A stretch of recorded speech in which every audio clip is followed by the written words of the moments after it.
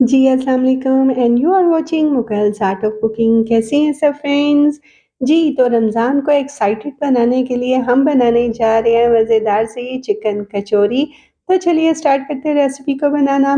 All purpose flower के अंदर मैंने डाल दिया नमक, साथ में ऑयल और आपने इसे पानी की मदद से बिल्कुल जो है वो आपने इसे सॉफ्ट फ़ॉर्म में नीड करना है और इसे आपने 5 टू 7 मिनट्स तक इसी तरह से नीट करते जाना है। तो ये देखिए जी डो हमारी रेडी हो गई है, इसे रेस्ट देंगे हाफ एन आवर के लिए। उसके बाद आपने इसे निकाल लेना है और निकालने के बाद एक दफ़ा इसे फर्म कर लीजिए और उसके बाद फिर इसके स्मॉल पीसेस जो है वो कर लीजिए और आपने हर पीस का जो है वो बॉल बना लेना है। बहुत ज़्यादा बड़ा नहीं बनाना, बिल्कुल छोटे-छोटे बनाइएगा।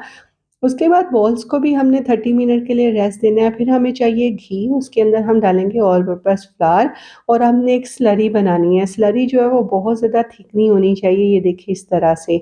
उसके बाद आपने जो हमने बॉल बनाया था उसे आप रोल कर लीजिए। रोलिंग आपने जो है वो थोड़ी लेंथ की तरफ करनी है, बिल्कुल पतला रोल कर लीजिएगा। उसके बाद जो हमने स्लरी बनाई थी वो ऐड करेंगे, इसके ऊपर थोड़ा-सा ऑल पर्पस फ्लावर ऐड करेंगे।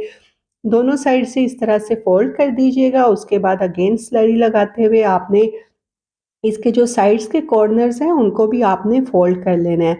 इसके ऊपर भी स्लरी लगाएँगे और ऑल पर्पज़ फ्लावर स्प्रिंकल करेंगे। बहुत कम क्वांटिटी में आपने फ्लावर डालना है।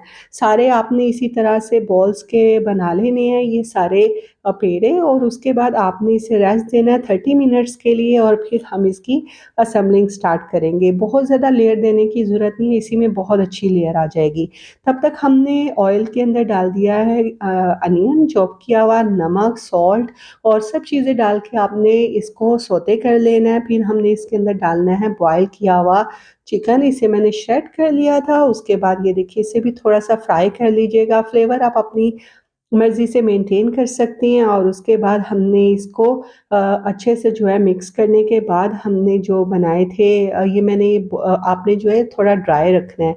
उसके बाद हमने जो बॉल्स के पेड़े बना लिए थे इस तरह से वो उसके साइड पे थोड़ा-सा पानी लगाते हुए आप इसको फ़ोल्ड कर दीजिए, चारों तरफ से अच्छी तरह से इसे बंद कीजिएगा और इसके बाद आपने इसे जो है वो गरम ऑयल के अंदर डाल देना है। थोड़ा-सा मैंने हाथ से इसे टैप कर लिया था और उसके बाद ऑयल जो है वो बहुत ज़्यादा गर्म नहीं होना चाहिए, जस्ट आपने इसका इतना होना चाहिए कि डालने के बाद जो है इसको हीट लगनी स्टार्ट हो जाए।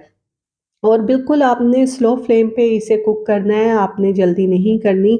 ये देखिए कलर आना स्टार्ट हो चुका है, तकरीबन आपको 12 टू 15 मिनट्स लग जाएँगे और आपने फ्लेम का ख़्याल रखना है, फ्लेम बहुत ज़्यादा जो है वो ज़्यादा तेज़ नहीं होना चाहिए। और ये देखिए जी ये कचौरियाँ रेडी होती जा रही हैं, आप देख रहे हैं कि इसकी जो हमने फ्लेक्स बनाए थे इसके वो बिल्कुल जो है वो खुल चुके हैं और अच्छा-सा क्रस्ट बनता जा रहा है इसका और लीजिए मज़ेदार हमारी चिकन कचौरी रेडी हो गई है ना? बिल्कुल बाज़ार जैसा लुक। ये देखिए जी इसके फ्लेक्स आप देख रहे हैं कि जैसे हीट लगती गई फ्लेक्स ओपन होते गए और ये बिल्कुल बाज़ार जैसा लुक आ गया। ये देखिए जी और बहुत ज़्यादा ये क्रिस्पी बनी है।